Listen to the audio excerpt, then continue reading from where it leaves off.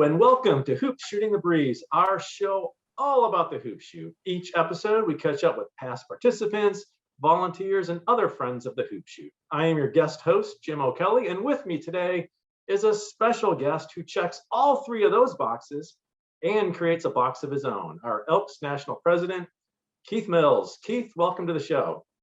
Thank you. Afternoon, everybody. It's good to have you. Now, you are in between trips. Where are you heading next? Off to Tennessee and then sliding over to Oklahoma.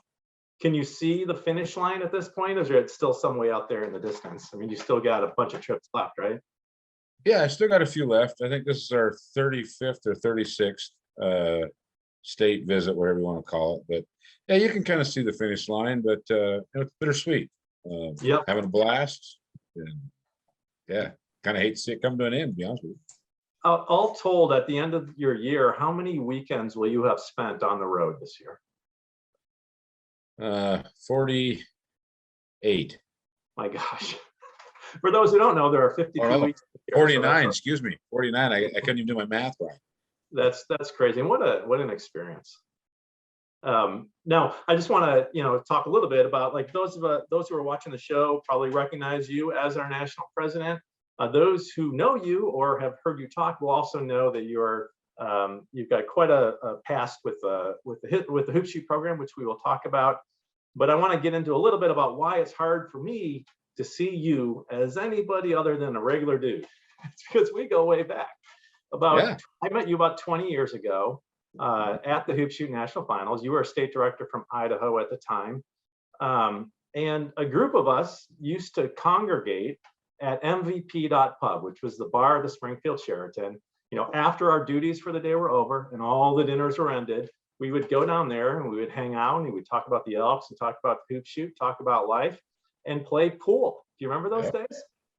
I remember those days. And what's nice about that, Jim, is my room that's coming up in Atlanta at the National Convention actually has a pool table in it. Oh. So maybe we can reenact some of those things.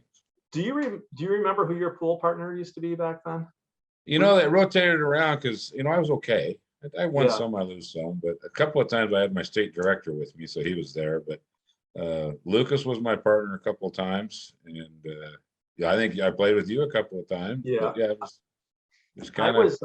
There were some great pool players in that group. I was not one of them. I was pretty bad. And I partnered with Lucas a lot. In fact, he has a bad back now because he carried me for so many years. Yeah, well, he has a lot of other bad things too. His pool game is one of them. No. Well, one of the things that's interesting about the crew that we had in those days, it was me and whatever staff members were with me. Bart Powell, the son of the former the national director Getty Powell.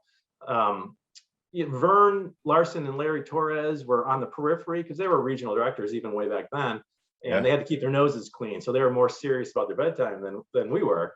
And then there were a bunch of state directors. And then within a couple of years, those state directors started becoming regional directors. Jim Doherty from Kentucky and Tony Bulgaris from Wisconsin, then you from Idaho, and then Steve Lucas from Pennsylvania. So, four of these guys we were hanging out with and playing pool became regional directors. And then you become the national president. And I started thinking, my gosh, we're like the Illuminati. We're going to take over the world, our pool club. I'll do my best.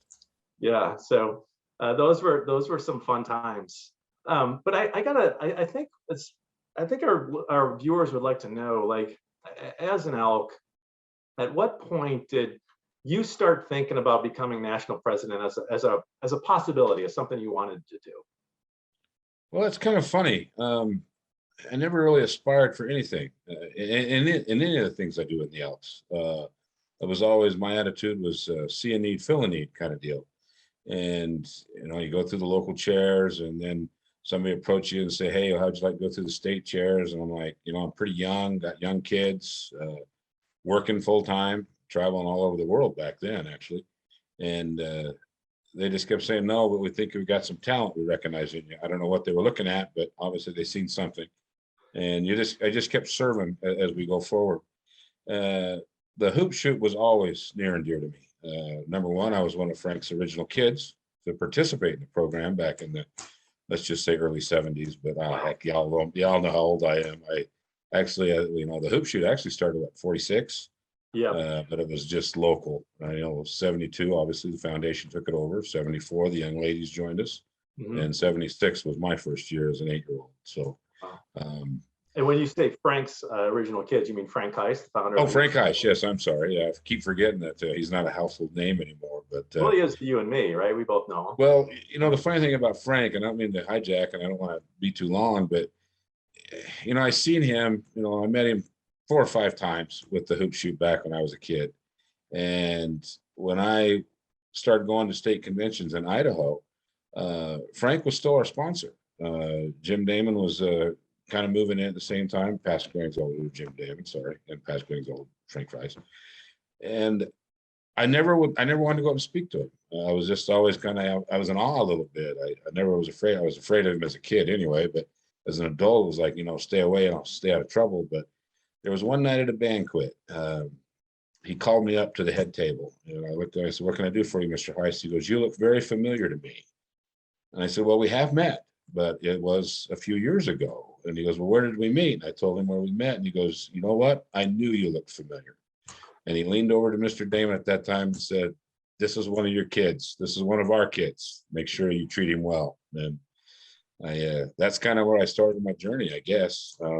Never really took it serious, but I aspired to become a regional director. That was a job that I wanted. All those years, I mean, even between after I got out of the program until I became an Elk, my father was still the local director. So I was always going around to the schools and helping him out, rebounding and keeping score, and just a part of the program. And then as soon as I joined the Elks, I became the regional director of the lodge, taking over from my father, which was kind of bittersweet, but enjoyed that. But I really wanted that regional director thing.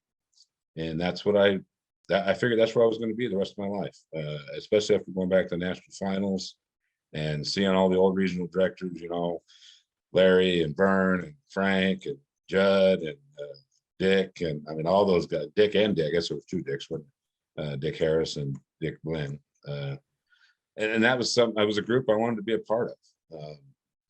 And then along came about. Let's talk a little bit about that group, and specifically, all new regional directors have to undergo a rigorous training, which includes a hazing, right?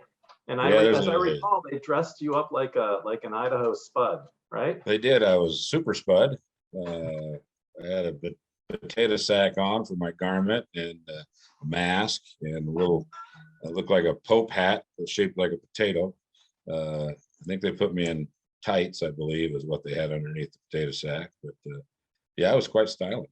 Who was responsible for that? And I think that's your mentor who does it, right? Tony Vulgaris, Tony, Wisconsin. Yeah. Right. Well, part of the pool crowd. Yeah, it was great. So, and I can remember being in, I think it was San Antonio, at the regional director dinner, which we do on Tuesday night. And as I recall, that's when you made the announcement that you were going to be going off as regional director because this new opportunity was opening up. You're going on to the Grand Trustees, and hope to one day be the national president, right? Yeah, and then Mr. Damon at that time was our sponsor, and of course my mentor as well on the Grand Lodge side. And he pulled me into after a meeting, and it's something you kind of go into about 2 years prior because the openings come up and they got to align what they're going to do. And he asked me if he wanted me to go to the Grand Trustees, and I told him, well, I had to give up the hoop shoot. He goes, well, yeah, you probably would. And I said, well, I don't want to do it then. And we left it at that. And we didn't have a conversation for about 6 more months. And he approached me again. He said, I really need you to go to the Grand Trustee. And I said, well, Jim, I'm happy. I love what I'm doing. I love the kids. I love the parents, love the program. And I found my niche. And he goes, well, you know what? I've been watching you and you're doing jobs for me around the state of Oregon and Idaho. And I believe you can help the program further by doing this job for me. And with the possibility of being national president, but there's no guarantees, obviously. And I said, well, I'll tell you what, I'll do it on one condition. If I get done with the Grand Trustees and I'm not successful on the path, which would be okay. I want to go back to the hoop shoot. And they said I could, and I said, well, then I'm all in. I had to leave you guys for 4 years, and I expected to be coming back. I really did. Elks' age and timing, and not quite sure when the stars are going to align. I mean, you pick one national leader out of 750,000 people every year. It's quite an honor. Yeah. And You know, it aligned, and there it is, I guess. and well, the hoop shoots, at least the regional director team, their loss was the Elks game because they got a great person in the big chair this year. Now, you come from an Elks family, right? That's how you Mhm. first participated in the hoop shoot. What does it mean to your family that you were elected to serve in the highest office? I wasn't quite sure. My father passed back in '09. My mom was always very supportive because she always knew she thought I was doing this to keep his legacy alive, I guess. And to the extent of it, some of the stuff I did early in my career probably was. And then I realized that I did enjoy it. The hoop shoot program was not the only program in the youth that I did with the Elks. I did the Teenager of the Month, Teenager of the Year. I got a small scholarship from the foundation back then. American Essay Contest, I participated in that. About any youth program we had, I was a part of it. So in some aspect, I thought I was kind of giving back to things that you'd given us, or given me, I suppose. All my brothers joined at that time when they were 21. Dad always paid our dues in our first year and everything like that. And, he never forced us. He basically said, "This is your deal. If you want to continue, you may, and do great." Two of my older brothers went off into the Navy, and at that time they kind of dropped their membership and never really got back involved. But me and my other brother Devon, unfortunately, has passed away about 3 years ago as well. But we stayed in the program. We were actually in the officer chairs together in our local lodge for a couple of years, and he decided that just wasn't his bag, I guess. So he liked just being a volunteer. But going and getting the nod to go back, the family's supposed to all come back. They gathered, and I kind of told them what was going on, and they're more than welcome to go, but it's not that big a deal. And I kind of downplayed it, and I was very impressed. They were all, and I got a sister too. They are all like, "You bet, we're going to be there." And I was just flabbergasted that my entire family was able to make it back, and a couple of my nieces came back too. I was just completely floored that they wanted to be a part of this special day for Amy and I. Yeah, well, special day for you, special day for the family too. It's a big Yeah. deal. So let's talk a little bit more about the hoop shoot family, because I know that when you broke that news to everybody in 2018, it was bittersweet for you because this wonderful opportunity was opening up, and that was great. But at the same time, you have to step away from this program that you love, that you obviously love. And I don't, it's possible that our viewers understand like how tight knit the hoop shoot family is, but I just like to give them some insight into that. And one of the things we talked about, the hazing that goes on, and just some of the general shenanigans. And there's a group, can't say too much about it. It's highly secretive. I've never even been invited to one of their meetings. It's called the Golden Sneakers. It's I think the person in charge, I believe, is called the head sneak. Yes. All kinds of crazy stuff that goes on. I mean, don't get me wrong. The hoop shoot people, everybody works hard to make the program happen at all levels, but we also play hard too, have a good time. Yeah, we do. Yeah, I can't talk much about that. You're all sworn to secrecy when you become a part of that group. So I can't confirm nor deny that we even exist. So that's just the way it goes. And I believe that the senior individual, and for witness relocation, where I can't even mention who the senior guy is right now. I think we all know who he is, but he hails out of one of the Dakota states, but maybe that's too much information. But, it is, the bad thing about that is, that it had some screwy voting requirements. You could be a part of something that you actually didn't have a say in. So it was fantastic. Yeah. So what does it mean to you to be able to, I know we already talked about how busy the national president is during a year, just all kinds of travel, and it's a wonderful experience, but it's also, it can be grueling. And on one of your weekends off, you're actually going to be hitting the road again, coming to Chicago. You're going to be able to make it to the national finals for the 50th anniversary. Tell us what it means for you to be able to be part of that, and not just to be a part of it, not just to be there. You're going to be our keynote speaker. The Keith note speaker is what we've been calling it. Yeah. Well, it's kind of funny because the first thing I did when we got our travel schedule, I flipped to April to see exactly where I was going to be and what I was going to be able to do. And I had 2 free weekends in April. Unfortunately, one of them was Easter, and of course, one is when the National Hoop Shoot's going to be. And I kind of candidly sent an email to Debbie Doles or Kayla Doles, sorry, and said, hey, you haven't had a Grand Exalted Road Hoop Shoot a long time, and 50-year anniversary. I am who I am. I got these 2 dates open if you can find the heart to change them. I didn't figure it'd be possible because I know you guys got contracts set up in the gyms and the hotels and everything. And she sent an email back, hey, we'll see what we can do. And when she got back to me saying that they were able to move it to the last weekend in April to accommodate my schedule, I was very touched. And I can't wait to get back to Chicago. I haven't been back to national finals for a couple of years now with my other travels going on.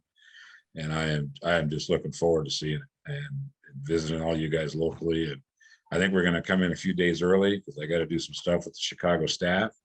Maybe we'll have a pizza party or something on Tuesday for lunch. And so Amy and I, and my aide's coming back, his wife. So that was truly special that you guys were able to do that to accommodate my schedule. So number one, I was top of the charts.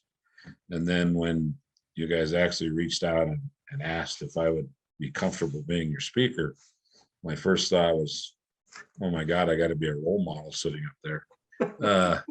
That's a little tough for me. I can relate to kids more than I can relate to adults. It's kind of what my wife tells me, that's my IQ ability, I suppose. But this has been one of the tougher things to try to come down and put on paper. Yeah. I can get up and talk to Elks all the time, talk about the programs and all the great things that we do, but now I've got to reach those kids, and it's something instilling in those kids that not, after they're 13 and maybe in the parents too in the crowd, but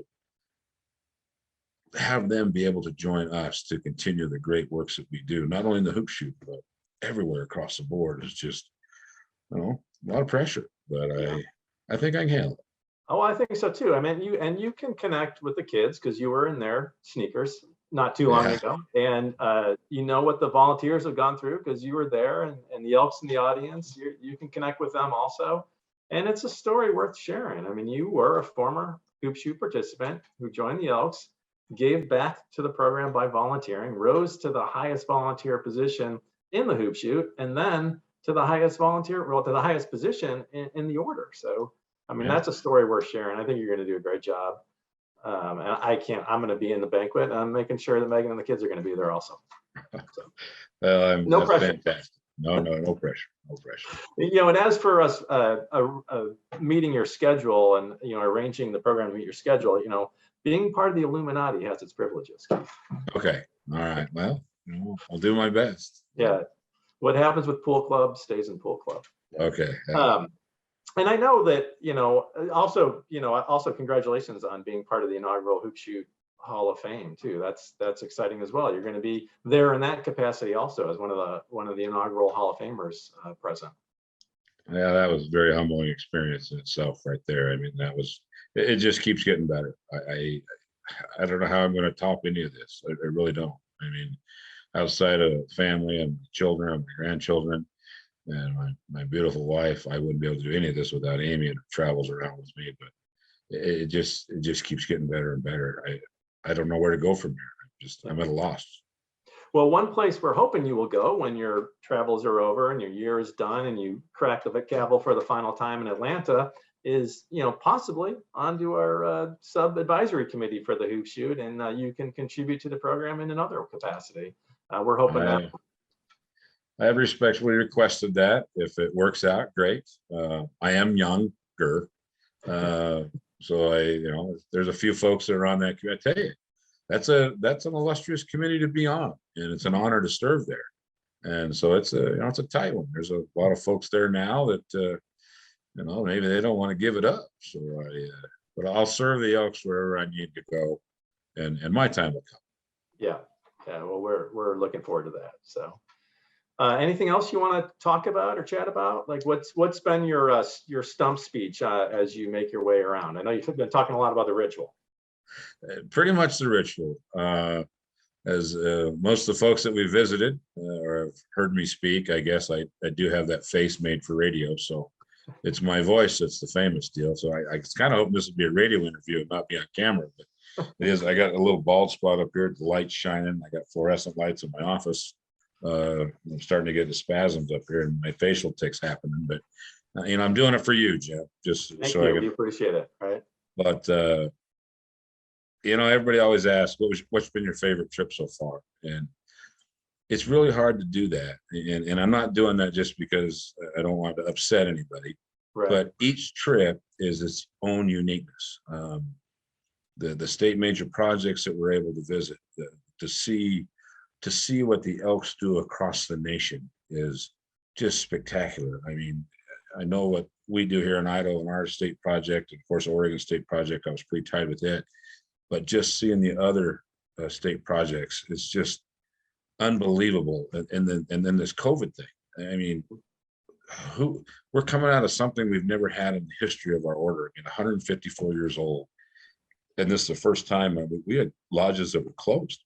Yeah, we couldn't help our communities. Our Elks programs were canceled. I mean, we canceled the national finals for a couple of years. I know we were able to do it virtually. I mean, that was at least something. But here's all these volunteers and members, and we can't open our doors. We can't do the programs. We couldn't get into the schools. We couldn't, the veterans at the veterans hospitals, we couldn't do anything. And to find the ways that they reinvented themselves across this nation, cooking food, cooking meals, and having drive-up deliveries or delivering meals, just whatever we could do to the community and the homeless shelters and the food banks and the soup kitchens and the clothing, and just amazing what we can accomplish when our backs are against the wall. It's just been spectacular. So I'm looking forward to finishing strong.